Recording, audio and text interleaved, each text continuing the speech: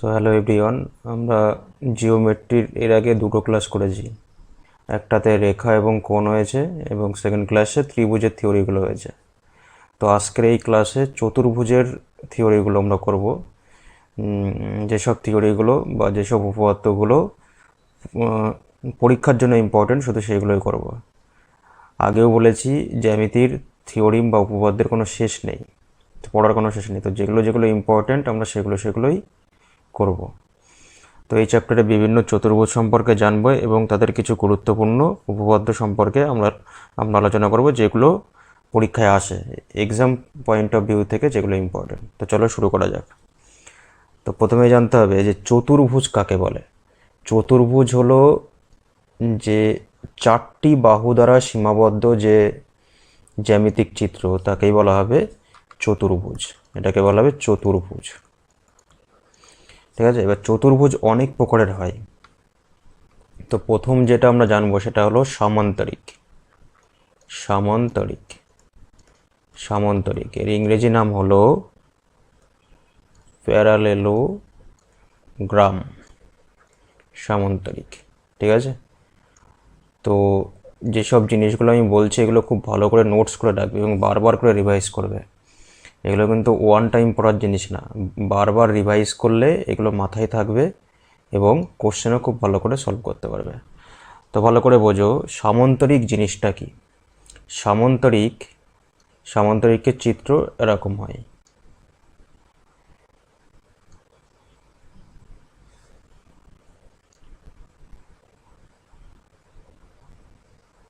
তো মনে করো ABCD সামান্তরিক। তো এবার সামান্তরিক সম্পর্কে আমরা জানবো। প্রথম কথা, সামান্তরিকের বিপরীত বাহু সমান ও সমান্তরাল হয়। সমান ও সমান্তরাল হয়। এর অর্থ, বিপরীত বাহু বলতে কি বোঝায়? AB এর বিপরীত বাহু হলো DC। তার মানে এখান থেকে AB সমান্তরাল DC, এই যে দুটো দাগ মানে সমান্তরাল। AB সমান্তরাল DC এবং AB ইকুয়াল টু DC। আবার AD এর বিপরীত বাহু কোনটা? BC। তাহলে এখান থেকে বলতে পারবো AD সমান্তরাল BC এবং AD ইকুয়াল টু BC। এটা হলো সামান্তরিকের প্রথম পয়েন্ট। যে পয়েন্টগুলো দিচ্ছে এগুলো সব নোট করবে। এবার সামান্তরিকের বিপরীত কোণদ্বয় সমান হয়। কি হয়? বিপরীত কোণদ্বয় পরস্পর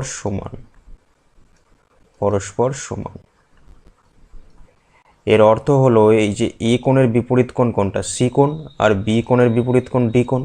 তাহলে এখান থেকে বলতে পারবো A কোণ সমান C কোণ এবং B কোণ সমান D কোণ।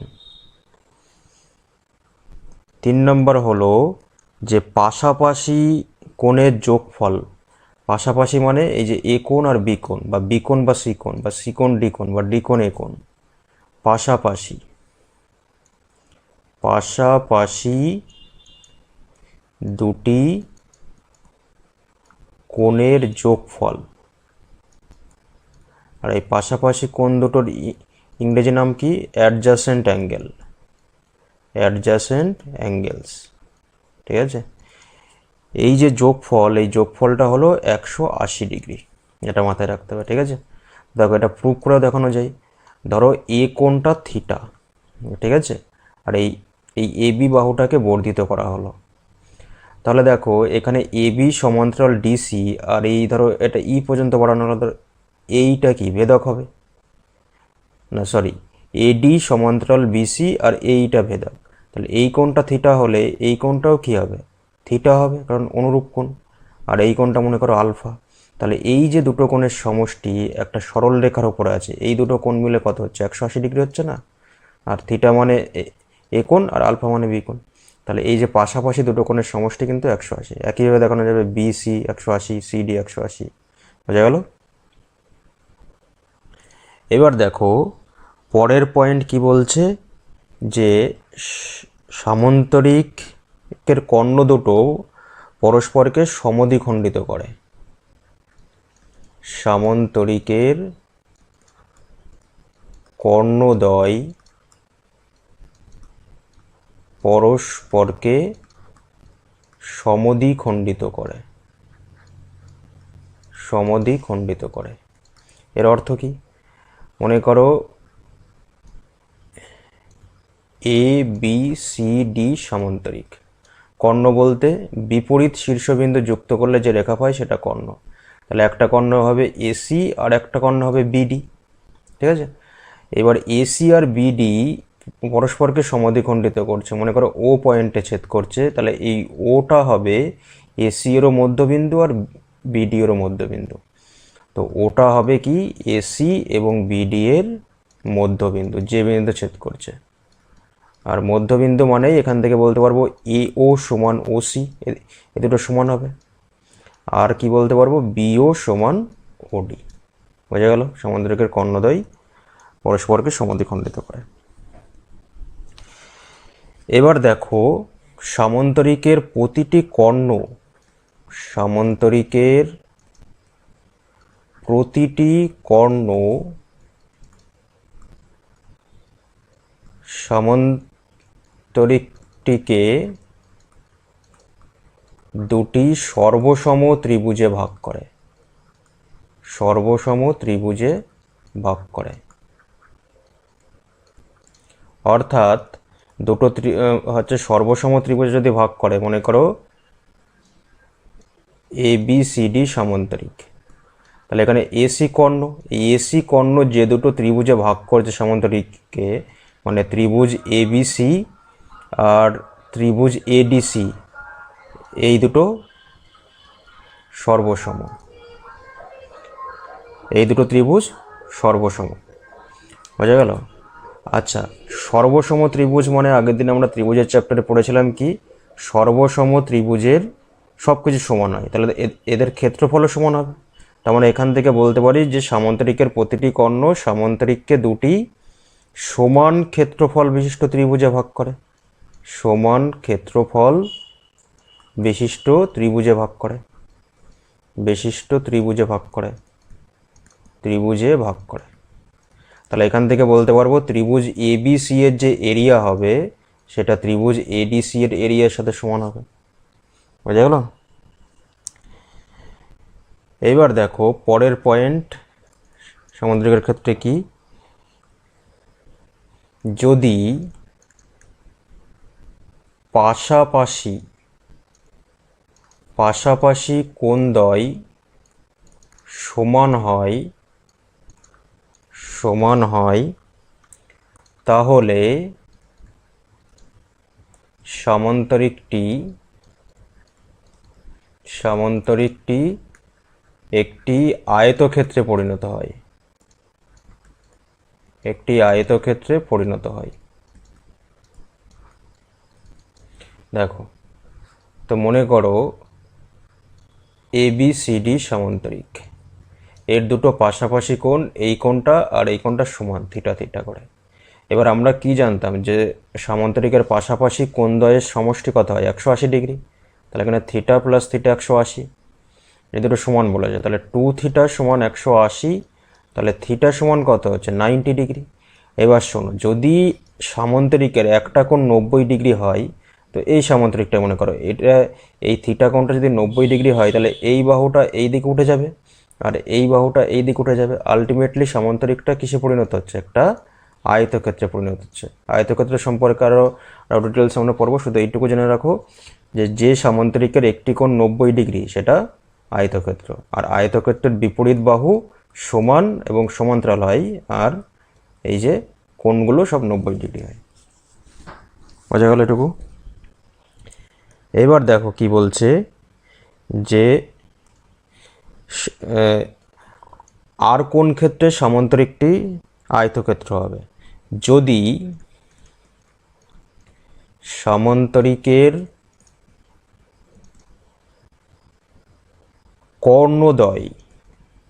কর্ণদ্বয় যদি সমান হয়, তাহলেও এটা একটা আয়তক্ষেত্রে পরিণত হয়, তাহলেও একটা আয়তক্ষেত্রে পরিণত হয়। তারপরে দেখো, এবার দেখো যদি একটা বৃত্তের চারপাশে একটা সামান্তরিক আঁকা হয়, বৃত্তের চারপাশে যদি একটা সামান্তরিক আঁকা হয়, মনে করো ABCD সামান্তরিক এই বৃত্তকে মানে বাইরে থেকে ঘিরে আছে, বাইরে থেকে ঘিরে আছে, তাহলে এই যে সামান্তরিকটি এটা একটা রম্বসে পরিণত হয়ে যাবে, এটা একটা রম্বসে পরিণত হবে। তাহলে এটা কি বললাম, যদি একটি সামান্তরিক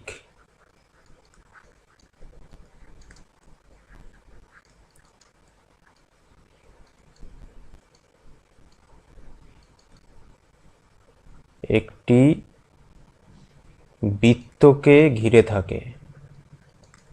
থাকে মানে টাচ করে থাকে এরকম করে, তাহলে সেটা একটা রম্বস পরিণত হবে, একটা রম্বস হয়ে যাবে। এইবার যদি একটা সামান্তরিককে একটা বৃত্ত ঘিরে রাখে, যদি একটা বৃত্তের ভিতর একটা সামান্তরিক হয়, তখন সেটা কিসে পরিণত হয়ে যাবে? যদি একটা বৃত্তের ভিতর একটা সামান্তরিক হয়, তখন এই যে সামান্তরিকটা এটা পরিণত হয়ে যাবে আয়তক্ষেত্রে। বুঝা গেল? মানে যদি একটি বৃত্ত একটি সামান্তরিককে ঘিরে থাকে,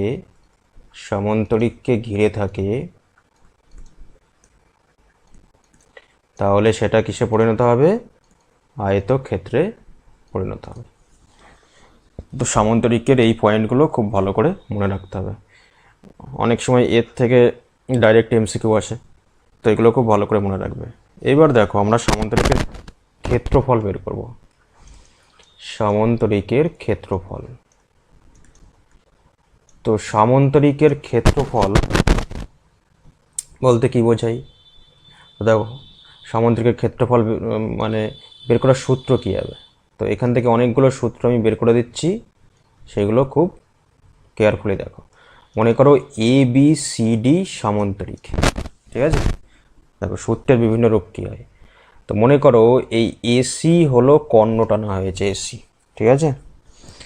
এবার এই A বিন্দু থেকে এই কর্ণের ওপর একটা লম্ব টানা হয়েছে যেটা P, তাহলে B বিন্দু থেকেও যে লম্ব টানা হবে তার দৈর্ঘ্য কিন্তু P হবে। আর এই যে AC কর্ণের দৈর্ঘ্য মনে করো D, ঠিক আছে? তাহলে এখান থেকে ক্ষেত্রফল সমান আমরা লিখতে পারি D ইন্টু P, মানে কর্ণের দৈর্ঘ্য ইন্টু কর্ণের ওপর লম্ব, ঠিক আছে? এবার এর প্রুফটা আমি একটু সংক্ষেপে বলে দিই। তো এইখানে দেখো এই সামান্তরিকের দুটো ত্রিভুজ হচ্ছে, একটা এই ত্রিভুজ, একটা এই ত্রিভুজ। তো এই উপরের ত্রিভুজের ক্ষেত্রফল কি? হাফ গুণ ভূমি গুণ উচ্চতা, আগের দিন বলেছি। আর নিচের ত্রিভুজের ক্ষেত্রফলও কি? হাফ গুণ ভূমি গুণ উচ্চতা। তাহলে দেখো এটাও হচ্ছে dp/2, এটাও dp/2, তাহলে এটা 2 ইন্টু dp/2, মানে কি হচ্ছে? dp হচ্ছে। বুঝা গেল? এবার দেখো আরও একটা জিনিস কি, ধরো এরকম দেয়া আছে কোনো সামান্তরিকের, ধরো এরকম দুটো বাহু দেয়া আছে পাশাপাশি, আর এদের মধ্যে কোণ দেয়া আছে। তাহলে এই ক্ষেত্রে সামান্তরিকের ক্ষেত্রফল হবে,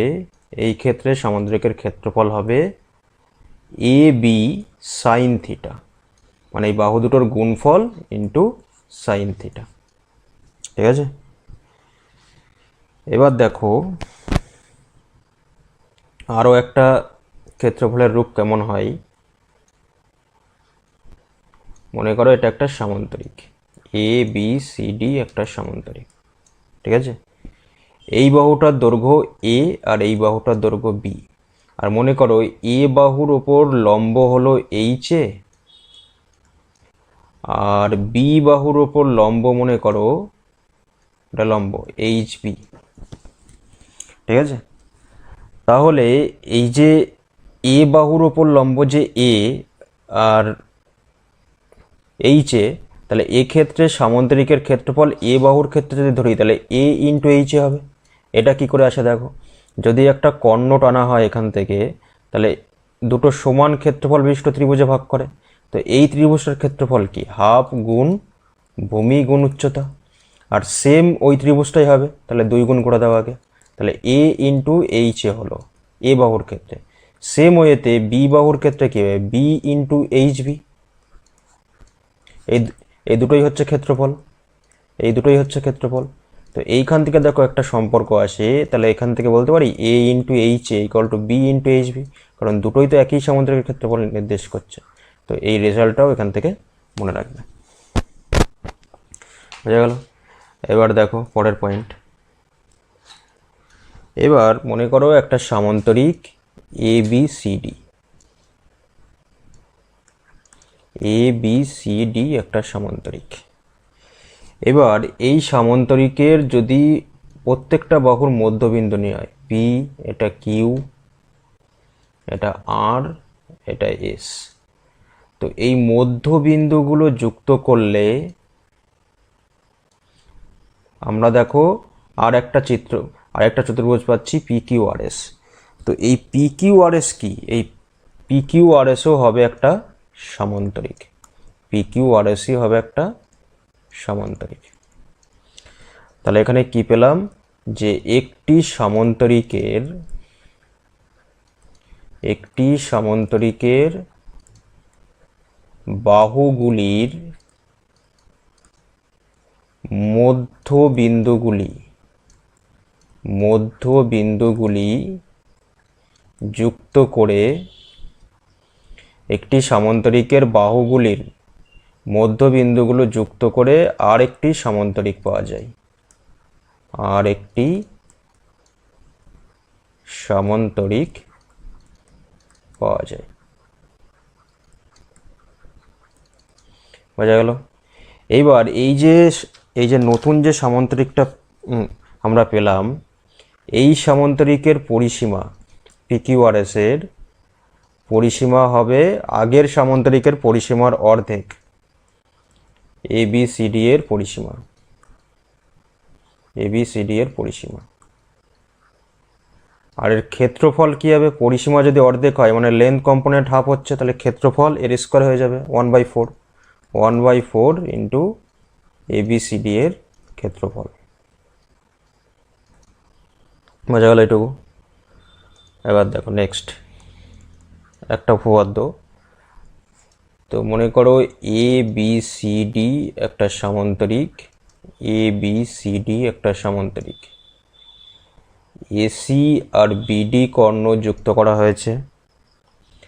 তাহলে এখান থেকে একটা রেজাল্ট মনে রাখবে, AC square plus BD square equal to 2 into AB square plus BC square. এই রেজাল্টটা মনে রাখবে, যে কর্ণ দুটোর স্কোয়ারের যোগফল ইকুয়াল টু 2 ইন্টু AB আর BC, পাশাপাশি দুটো বাহুর স্কোয়ারের যোগফল।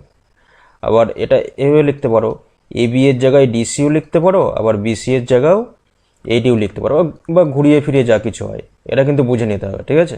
এইটুকু নিজের ইন্টেলিজেন্স কাজে লাগাতে হবে। অনেক রকমভাবে হতে পারে, কারণ কি বিপরীত বাহু সমান হয়। এবার দেখো পরের একটা। তো মনে করো ABCD একটা সামান্তরিক, ABCD একটা সামান্তরিক, এর মাঝখানে P যে কোনো একটা বিন্দু। এবার এই P এর সঙ্গে সব শীর্ষবিন্দুগুলো যোগ করো। দেখো 4টে ত্রিভুজ তৈরি হচ্ছে। তো এখানে ত্রিভুজ APD প্লাস ত্রিভুজ BPC, এই যে দুটো ত্রিভুজের ক্ষেত্রফল, এদের কিন্তু সব ক্ষেত্রফল নিচ্ছি, ক্ষেত্রফল, এই দুটো ত্রিভুজের ক্ষেত্রফল, আর ত্রিভুজ ABP প্লাস ত্রিভুজ DPC, এই দুটো ত্রিভুজের ক্ষেত্রফল সমান হবে। আর এই ক্ষেত্রফল মূল যে সামান্তরিক ছিল তার ক্ষেত্রফলের অর্ধেক হবে, হাফ ইন্টু ABCD এর ক্ষেত্রফল। বোঝা গেল? এটাও খুব ইম্পর্টেন্ট রেজাল্ট, এটা মনে রাখবে।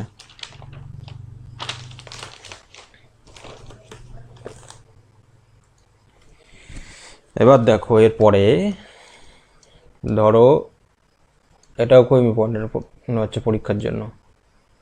এটা জানা থাকলে একদম চোখে থেকে উত্তর মার্ক করতে পারবে, কোনো কিছু করার লাগবে না। মনে করো ABCD একটা সামান্তরিক। এবার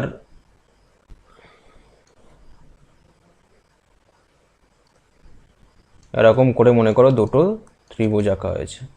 এবার বলবে এই যে দাগ কাটা যে রিজিয়ন মানে অঞ্চল, এই অঞ্চলের ক্ষেত্রফল কত হবে, shaded region, area of shaded region. তো এখানে লিখলাম দাগ কাটা অঞ্চলের ক্ষেত্রফল, অঞ্চলের ক্ষেত্রফল এটা সমান হবে হাফ অফ ABCD সামান্তরিকের ক্ষেত্রফল। ABCD সামান্তরিকের ক্ষেত্রফলের অর্ধেক হবে, সামান্তরিকের ক্ষেত্রফল। এবার দেখো একটা প্রুফ করে দেখাই। তো মনে করো এর ওপরে একটা লম্ব টানা হয়েছে, সেই লম্বের দৈর্ঘ্য H, আর এইটুকুর ধরো এই মাঝখানের পয়েন্ট মনে করো, আচ্ছা এইখান থেকে এইটুকুর মনে করো A1 দৈর্ঘ্য, আর এখান থেকে এইটুকু মনে করো A2 দৈর্ঘ্য, আর এই পুরো বাহুটার দৈর্ঘ্য A। তাহলে দেখো এই যে ত্রিভুজ ক্ষেত্রফল মানে শেডেড রিজিয়নের মধ্যে কোন কোন ত্রিভুজ আছে, একটা এই ত্রিভুজ, এই ত্রিভুজ, তো এর ক্ষেত্রফল কী হবে, হাফ অফ A1H, আর এই ত্রিভুজের ক্ষেত্রফল কী হবে, হাফ অফ A2H। এবার এখান থেকে যদি হাফ H কমন নাও তাহলে কী পড়ে থাকবে, A1 প্লাস A2, আর এই A1 প্লাস A2টা তো A, তাহলে হাফ ইন্টু AH, আর AH কার ক্ষেত্রফল, একটু আগে করিয়েছে মনে করে দেখো, সামান্তরিকের ক্ষেত্রফল, হাফ ইন্টু ABCD এর ক্ষেত্রফল। এবার দেখো এখান থেকে একটা ইন্টারেস্টিং জিনিস দেখো, এবার এখানে যতগুলো এরকম শেডেড রিজিয়ন দেবে, মানে তো আমি তো এখানে দুটো নিয়ে করলাম, যদি এরকম 3টে রিজিয়ন দেয় তো তার ক্ষেত্রফলও কিন্তু সামান্তরিকের অর্ধেক হবে, 3টে 4টে যে কটা দিক না কেন। এর কারণ কি, কারণ 3টে 4টে যে কটাই দিক না কেন এই এ বাহুটাই তো ভেঙে সব কিছু আসছে, আলটিমেটলি যোগ করে পুরোটা আমরা যখন এখানে যোগ করব ভেঙে ভেঙে, তখন কি এ বাহুটাই পাবো, বোঝা গেল? এখানে 3টে 4টে যে কটাই রিজিয়নে দেখ না কেন পুরো পুরো যে এই যে দাগ কাটা অঞ্চল বা শেডেড রিজিয়ন, এর ক্ষেত্রফল ওই সামান্তরিকের ক্ষেত্রফলের অর্ধেক হবে।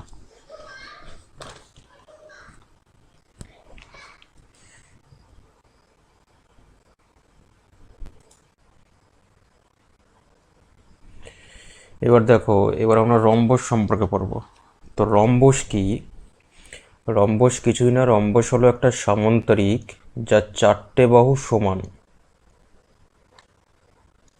আর সামান্তরিকের কর্ণগুলো যেমন সমদ্বিখণ্ডিত করছিল, আর এখানে সমদ্বিখণ্ডিত করবেই, সমকোণে সমদ্বিখণ্ডিত করবে কর্ণগুলো। এখানে মনে করো ABCD রম্বস, তাহলে এই রম্বসের 4টে বাহুই সমান হবে, প্রত্যেকটা বাহুর দৈর্ঘ্য A হবে ধরলাম, আর AC আর BD কর্ণ এরা পরস্পরকে সমকোণে সমদ্বিখণ্ডিত করবে, মানে ওটা যে বিন্দুতে ছেদ করছে এটা যাতে মধ্যবিন্দু হবে, এই আর এখানে প্রত্যেকটা কোণ 90, এই প্রত্যেকটা কোণ 90 হবে, বুঝা গেল? তাহলে রম্বস হলো একটি সামান্তরিক যার প্রত্যেকটি বাহুর দৈর্ঘ্য সমান, এবং কর্ণগুলি পরস্পরকে সমকোণে সমদ্বিখণ্ডিত করে।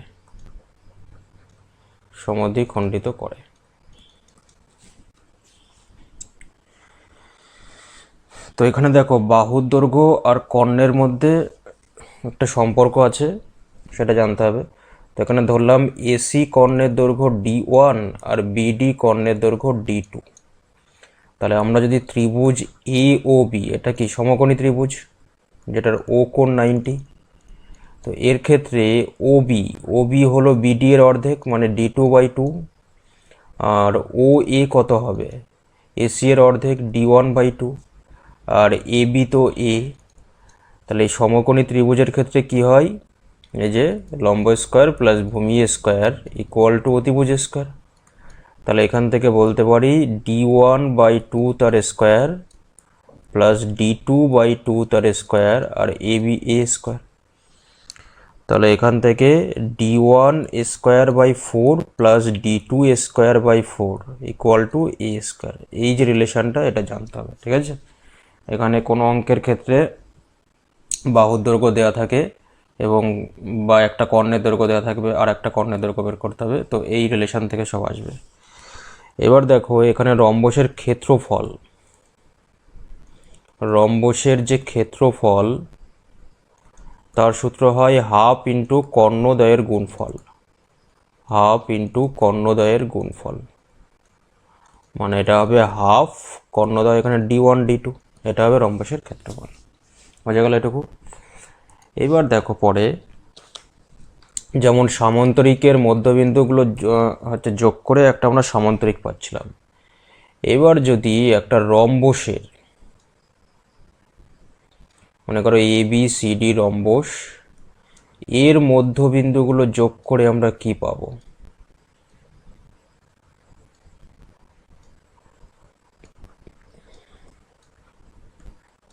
PQRS ধরো, তো রম্বসের মধ্যবিন্দুগুলো যোগ করে আমরা একটা আয়তক্ষেত্র পাই, মানে PQRS এখানে কি হবে? একটা আয়তক্ষেত্র, আয়তক্ষেত্র।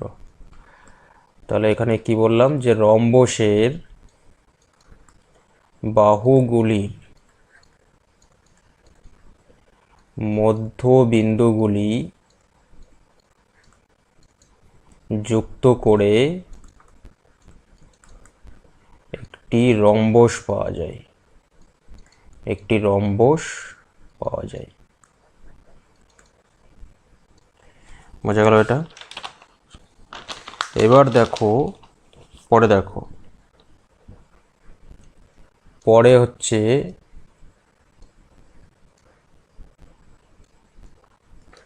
ABCD ধরো একটা সামান্তরিক, এই সামান্তরিকের প্রত্যেকটা কর্ণের যে সমদ্বিখণ্ডক, সেই সমদ্বিখণ্ডকগুলো দেখো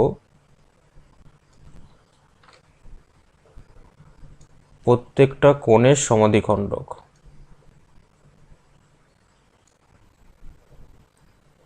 এই প্রত্যেকটা সমদ্বিখণ্ডক বাড়ালে দেখো একটা জ্যামিতিক, মানে একটা চতুর্ভুজ পাওয়া যাচ্ছে।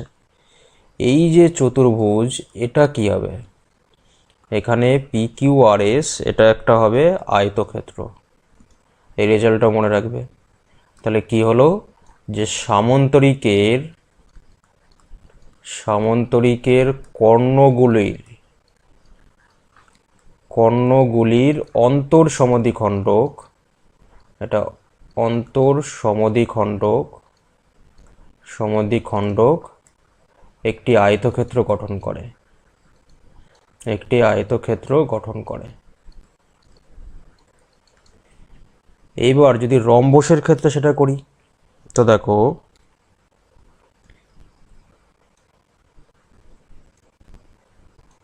রম্বসের ক্ষেত্রে যে কর্ণগুলোর যে অন্তর সমদ্বিখণ্ডক, তো এটা PQRS এটা একটা বর্গক্ষেত্র তৈরি করে, বর্গক্ষেত্র তৈরি করে। তাহলে রম্বসের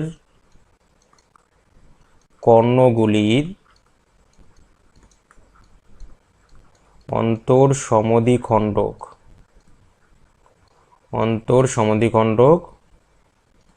বর্গক্ষেত্র গঠন করে, বর্গক্ষেত্র গঠন করে।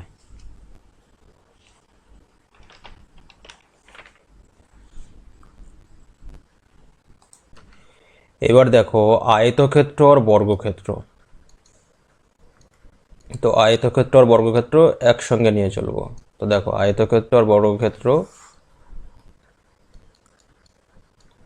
আয়তক্ষেত্র হলো রেক্ট্যাঙ্গেল ইংরেজি নাম, আর বর্গক্ষেত্র হলো স্কোয়ার। তো দেখো আয়তক্ষেত্র কি? আয়তক্ষেত্র আমরা একটু আগে দেখলাম যে সামান্তরিকের একটি কোণ সমকোণ না 90 ডিগ্রি। তো আয়তক্ষেত্র কেমন হয়? এই যে আয়তক্ষেত্র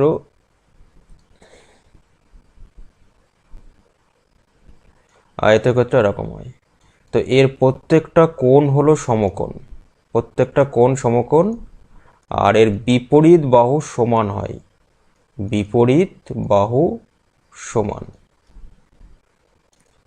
মানে এটা ABCD আয়তক্ষেত্র হলে AB ইকুয়াল টু CD আর BC ইকুয়াল টু AD। ঠিক আছে, আয়তক্ষেত্র। আর বর্গক্ষেত্র কি? যে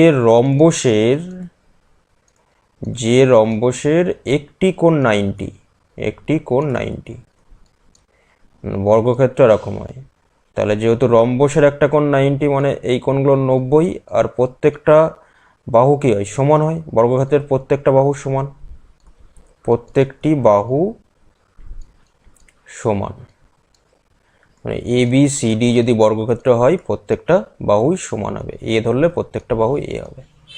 এবার দেখো, আয়তক্ষেত্রের কর্ণদ্বয় পরস্পরকে সমদ্বিখণ্ডিত করে। এখানে কর্ণদ্বয় পরস্পরকে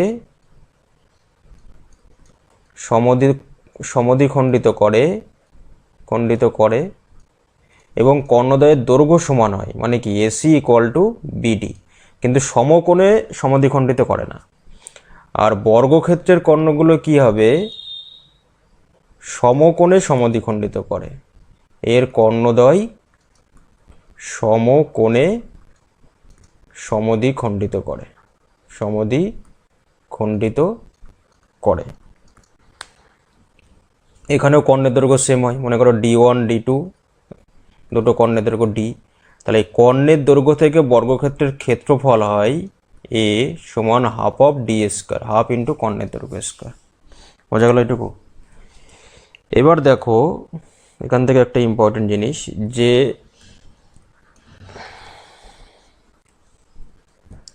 যে আয়তক্ষেত্রের মধ্যে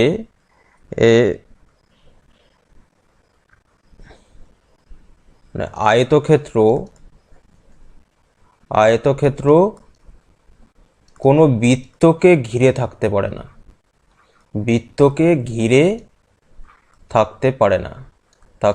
না।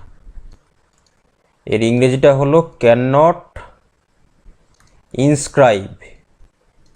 ইনস্ক্রাইব এ সার্কেল। এর অর্থ হলো, যেমন দেখছিলাম যে আমরা আগে দেখেছি যে সামান্তরিক যদি একটা বৃত্তকে ঘিরে রাখে তাহলে সেটা আয়তক্ষেত্র হয়ে যায়, কিন্তু একটা আয়তক্ষেত্র কখনো বৃত্তকে চারপাশ থেকে ঘিরে রাখতে পারে না। বোঝা গেল? যদি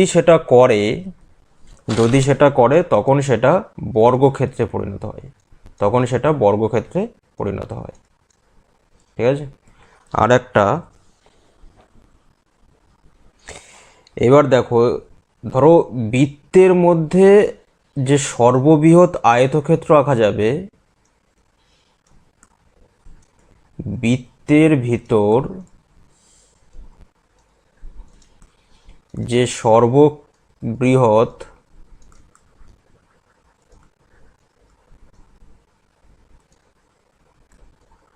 আয়তক্ষেত্র আঁকা যাবে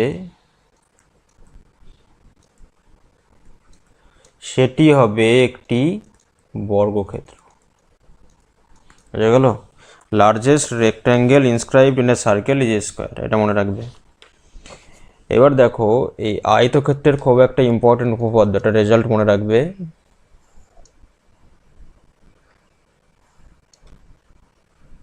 মনে করো ABCD একটা আয়তক্ষেত্র, এর ভিতরে P যে কোনো একটা বিন্দু।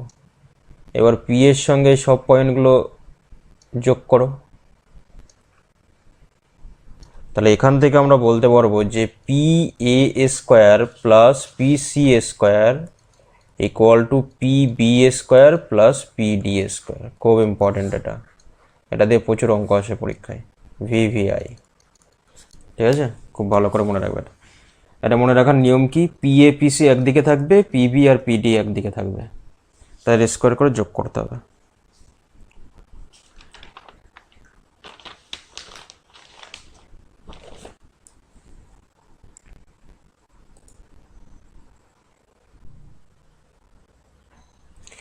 এবার দেখো, এবার আমাদের ট্রাপিজিয়াম পড়তে হবে। তো ট্রাপিজিয়ামের আগে চিত্রটা আঁকি, তারপর ট্রাপিজিয়াম সম্পর্কে বলছি।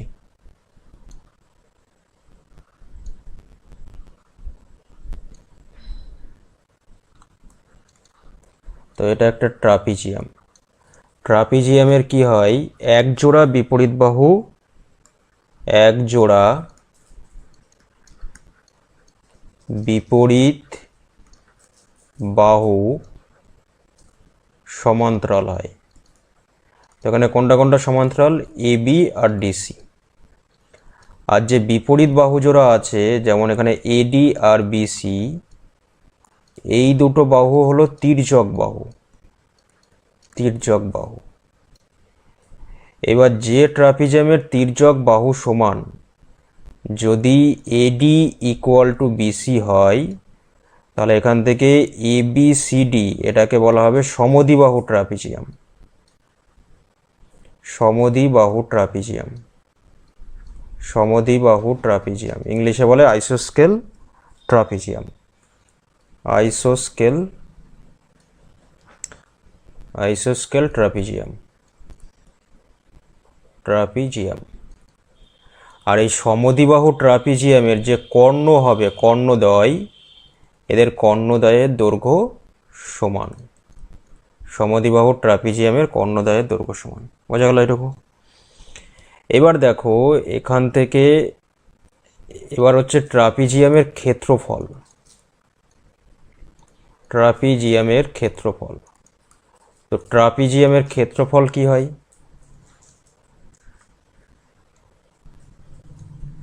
তো মনে করো এ বি সি ডি হলো ট্রাপিজিয়াম, ঠিক আছে? তো এই ট্রাপিজিয়ামের ক্ষেত্রফলের সূত্র হয়, ক্ষেত্রফল সমান হাফ ইন্টু সমান্তরাল বাহুদ্বয়ের যোগফল, সমান্তরাল বাহু দ্বয়ের যোগফল ইন্টু উচ্চতা, ইন্টু উচ্চতা। তো এখানে যদি উচ্চতা এইচ হয়, তাহলে ট্রাপিজিয়ামের ক্ষেত্রফল half into A B plus DC, সমান্তরাল বাহুদ্বয়ের যোগফল ইন্টু হাইট, উচ্চতা এইচ। গেল? এবার দেখো ট্রাপিজিয়ামের কিছু ইম্পর্টেন্ট থিওরিম বা রেজাল্ট পড়তে হবে, যেটা খুব ইম্পর্টেন্ট, ঠিক আছে? তো দেখো প্রথমটা দেখো, এই ট্রাপিজিয়াম কিন্তু পরীক্ষার জন্য খুব ইম্পর্টেন্ট, এর থেকে অনেক অঙ্ক হয়। তো মনে করো A B C D trapezium, এখানে দেখে বুঝতে পারছো A B R C D সমান্তরাল। এবার মনে করো এসি আর বিডি কর্ণ টানা হয়েছে, ঠিক আছে? এবার দেখো এই কোণটা যদি থিটা হয়, তাহলে এটা এটা সমান্তরাল, এই কোণটাও কী হবে, থিটা হবে, কারণ একান্তর কোণ। আর এই কোণটা যদি আলফা হয়, তাহলে এই কোণটাও কী হবে, আলফা হবে, কারণ একান্তর কোণ। আর এই কোণটা তো সমান, বিপ্রতীপ কোণ। তাহলে এই দুটো কর্ণ যদি ও পয়েন্টে ছেদ করে, তাহলে এখান থেকে বলতে পারবো ত্রিভুজ এ ও বি ও ত্রিভুজ সি ও ডি এরা সদিশ কোণী, তিনটে কোণ সমান, সদিশ কোণী। আর সদিশ কোণী হলেই কি হয়, সেটা সদিশ হয়ে যায়। তাহলে এখান থেকে বলতে পারবো যে এই দুটো ত্রিভুজ সদিশ। এবার সদিশ হলে, যদি ত্রিভুজ এ ও বি সদিশ ত্রিভুজ সি ও ডি হয়, তাহলে সদিশতার সূত্র অনুযায়ী কী হয়, যে বিপরীত বাহুগুলোর অনুপাত সমান। তাহলে বড় ত্রিভুজের থিটা কোণের বা বড় ত্রিভুজের ফার্স্টে আলফা কোণের বিপরীত বাহু কোনটা, ও এ। আর ছোট ত্রিভুজের আলফা কোণের বিপরীত বাহু ও সি। তাহলে ও এ বাই ও সি সমান কী হবে, থিটা কোণের এই বড় ত্রিভুজের বিপরীত বাহু ও বি, আর ছোট ত্রিভুজের কোনটা, ও ডি। তাহলে এখান থেকে রেজাল্ট পেয়ে গেলে কি, O A by O C equal to O B by O D, বা কোনাকুনি গুণ করলে কি হবে, O A into O D equal to O B into O C. এটা খুবই ইম্পর্ট্যান্ট রেজাল্ট, এটা মনে রাখবে, ঠিক আছে? আর মনে না রাখলেও অসুবিধা নেই, যদি এই প্রসেসটা বুঝতে পারো, তাহলে পরীক্ষার হলে এটা বের করে নিতে পারবে, ঠিক আছে? দুটো ত্রিভুজ সদিশ, এটা মানে পুরো একদম ক্লিয়ার কাট মাথায় আইডিয়া থাকবে, ঠিক আছে? আর এর সমান কী লিখতে পারি আমরা, এই যে এ বি বাই ডিসি, কারণ এই কোণের বিপরীত বাহু এবি, এই কোণের বিপরীত বাহু ডিসি। বোঝা গেল এটা? এইবার দেখো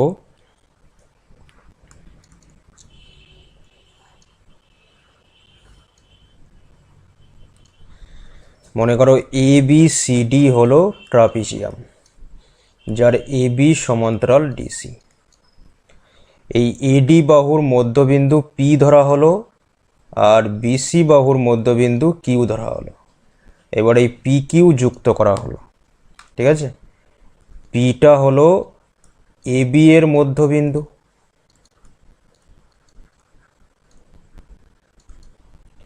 আর কিউটা হলো বিসি এর মধ্যবিন্দু। তাহলে এখান থেকে পি কিউ এর দৈর্ঘ্য কি বলতে পারি? Half into A B plus DC. এটা মনে রাখবে, ঠিক আছে? আর একটা রেজাল্ট দেখো এখান থেকে, মনে করো A B C D trapezium, ঠিক আছে? আর এখানে এসি আর বিডি কর্ণ ছেদ করেছে। এবার মনে করো এসি কর্ণের মধ্যবিন্দু এম আর বিডি কর্ণের মধ্যবিন্দু এন। তাহলে এখান থেকে এম এন সমান হবে half of A B minus DC.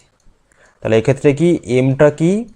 AC কর্ণের মধ্যবিন্দু, এসি কর্ণের মধ্যবিন্দু, আর এনটা হলো বিডি কর্ণের মধ্যবিন্দু, বিডি কর্ণের মধ্যবিন্দু। তাহলে বাহুগুলোর মধ্যবিন্দু হলে এ বি প্লাস ডিসি হবে, আর কর্ণগুলোর মধ্যবিন্দু হলে এ বি মাইনাস ডিসি হবে। বোঝা গেল এটুকু? এবার দেখো যে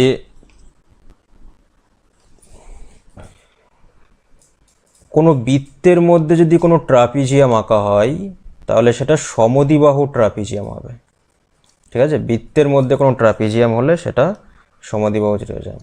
তাহলে একমাত্র সমদ্বিবাহু ট্রাপিজিয়াম, সমদ্বিবাহু ট্রাপিজিয়াম বৃত্তের ভিতর আঁকা যাবে, বৃত্তের ভেতর আঁকা হবে, আঁকা যাবে। তো এর ইংলিশ টার্মটা হলো যে অনলি আইসোস্কেল trapezium can be inscribed, can be inscribed.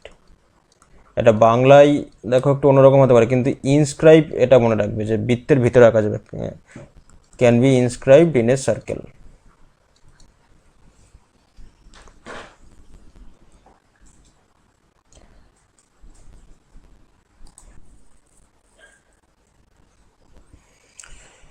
এবার কাইট, তো কাইট থেকে কোশ্চেন কম আসে কিন্তু চলে আসতেও পারে, ঠিক আছে? তো কাইটটা জেনে রাখো।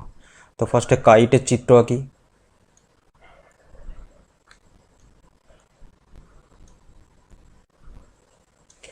এটা হলো একটা উত্তল কাইট, উত্তল, উত্তল মানে কনভেক্স, কনভেক্স কাইট। তো মনে করো A B C D kite. তো কাইটের কি হয় দেখেই বুঝতে পারছো যে এক জোড়া পাশাপাশি যে বাহু তাদের দৈর্ঘ্য সমান হয়। এই যে এই বাহুর সাথে এটা সমান আর এই বাহুর সাথে এটা সমান। তাহলে কি হবে? এক জোড়া পাশাপাশি বাহুর দৈর্ঘ্য সমান। তার মানে এখান থেকে বলতে পারবো এ বি সমান এডি আর বিসি সমান সিডি। বোঝা গেল? এবার দেখো কাইটের দুখানা কর্ণ থাকবে, একটা হলো বড় কর্ণ আর একটা হলো ছোট কর্ণ, ঠিক আছে? এবার এই যে বড় কর্ণ, বড় কর্ণটি ছোট কর্ণটিকে সমকোণে সমদ্বিখণ্ডিত করে, সমকোণে সমদ্বিখণ্ডিত করে, সমদ্বিখণ্ডিত খণ্ডিত করে। এর অর্থ হলো এই যে পয়েন্টটা ও, এই ওটা হবে বিডি এর মধ্যবিন্দু, বিডি এর মধ্যবিন্দু, মানে ছোট কর্ণটাকে ভাগ করছে, বিও সমান ওডি। আর আর এই যে কোণ এটা হবে 90 ডিগ্রি, ঠিক আছে। এবার ধরো এসি কর্ণের দৈর্ঘ্য D1 বড় কর্ণ যেটা, আর বিডি কর্ণের দৈর্ঘ্য D2। তাহলে এখান থেকে কাইটের যে ক্ষেত্রফল হবে সে ক্ষেত্রফল হবে half D1 D2, half into কর্ণ দৈর্ঘ্য, ঠিক আছে। আর দেখো এইখানে আর একটা জিনিস, বড় কর্ণ কাইটটিকে দুটো ত্রিভুজে ভাগ করছে, তো দুটো সর্বসম ত্রিভুজে ভাগ করে। তাহলে কি হবে, বড় কর্ণটি কাইটকে দুটি সর্বসম ত্রিভুজে ভাগ করে, সর্বসম ত্রিভুজে ভাগ করে। তেমন এখান থেকে বলতে পারবো যে ত্রিভুজ এবিসি সর্বসম ত্রিভুজ এসিডি, ঠিক আছে। এবার দেখো কনকেভ কাইট কেমন, উত্তল কাইট। এই যে এটা হচ্ছে, সরি উত্তল না, অবতল কাইট, অবতল কাইট, কনকেভ, কনকেভ কাইট, ঠিক আছে। তো এর একটা কর্ণ হবে এটা, এটা ছোট কর্ণ, আর বড় কর্ণ হবে এটা, এই যে বড় কর্ণ ছোট কর্ণটাকে সমদ্বিকোণে ভাগ করছে, সমকোণে ভাগ করছে। এবার শোনো, একটা বৃত্ত একমাত্র উত্তল কাইটের মধ্যে ইনস্ক্রাইব করা যাবে, ঠিক আছে। একটি বৃত্ত কেবলমাত্র একটি উত্তল কনভেক্স কাইটের মধ্যে আঁকা যাবে বা ইনস্ক্রাইব করা যাবে, ইনস্ক্রাইব করা যাবে। এই চিত্রটা কেমন হবে, এই যে একটা উত্তল কাইট হলো, এবার এর মধ্যে এই যে একটা বৃত্ত,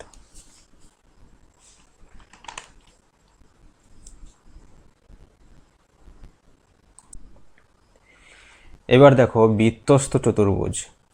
তো বৃত্তস্থ চতুর্ভুজে এখানে বেশি ডিসকাশন হবে না, এখানে একটু সংক্ষেপে বলবো। এর মেইন ডিসকাশন হবে সার্কেল চ্যাপ্টারে, মানে বৃত্ত চ্যাপ্টারে, বৃত্ত চ্যাপ্টারে খুব ভালো করে জানবে। তো জেনে নাও বৃত্তস্থ চতুর্ভুজ কি। বৃত্তস্থ চতুর্ভুজ কিছুই না, একটা বৃত্তের ভিতরে যদি চতুর্ভুজ আঁকা যায় তাহলেই সেটা হবে বৃত্তস্থ চতুর্ভুজ। যেমন দেখো এইখানে ABCD, এর চারটে শীর্ষবিন্দু বৃত্তের পরিধির ওপর, তো ABCD হলো একটা বৃত্তস্থ চতুর্ভুজ, ABCD হলো বৃত্তস্থ চতুর্ভুজ। এবার এখান থেকে একটা ইম্পর্টেন্ট জিনিস জেনে রাখো যে বৃত্তস্থ চতুর্ভুজের বিপরীত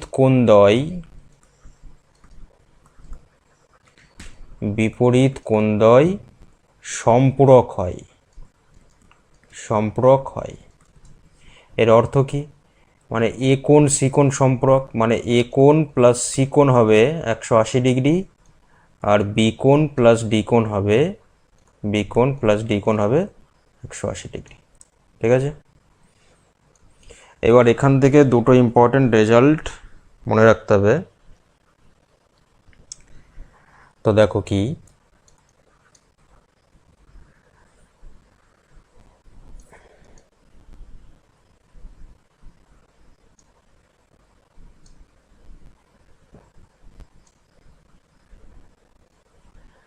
মনে করো ABCD হলো বৃত্তস্থ চতুর্ভুজ, ঠিক আছে। আর AC কর্ণ টানা হয়েছে, BD কর্ণ টানা হয়েছে। তাহলে এখান থেকে AC ইন্টু BD এটা সমান বলা যায় যে AB into DC plus BC into AD। এই রেজাল্টটা মনে রাখবে, এই একটা রেজাল্ট হলো, ঠিক আছে। আরও দেখো, মনে করো এরা এই কর্ণ দুটো P পয়েন্টে ছেদ করেছে, ঠিক আছে। তাহলে এখান থেকে বলতে পারবো যে এই ত্রিভুজটা আর এই ত্রিভুজটা সদিশ, ত্রিভুজ DPC সদিশ ত্রিভুজ এ পিবি সদিশ, আর হচ্ছে এই ত্রিভুজের সঙ্গে এটা সদিশ, ত্রিভুজ বিপিসি সদিশ ত্রিভুজ এপিডি সদিশ।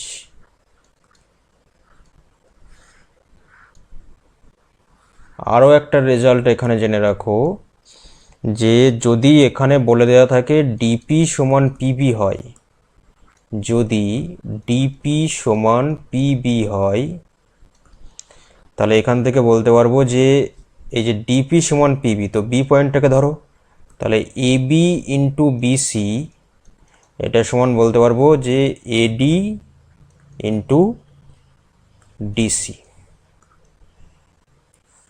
বা এটা ঘুরিয়ে লিখতে পারো, এভাবে লিখতে পারো। ঠিক আছে, তো এই তিনটে রেজাল্ট মনে রাখবে বৃত্তস্ত ত্রিভুজের।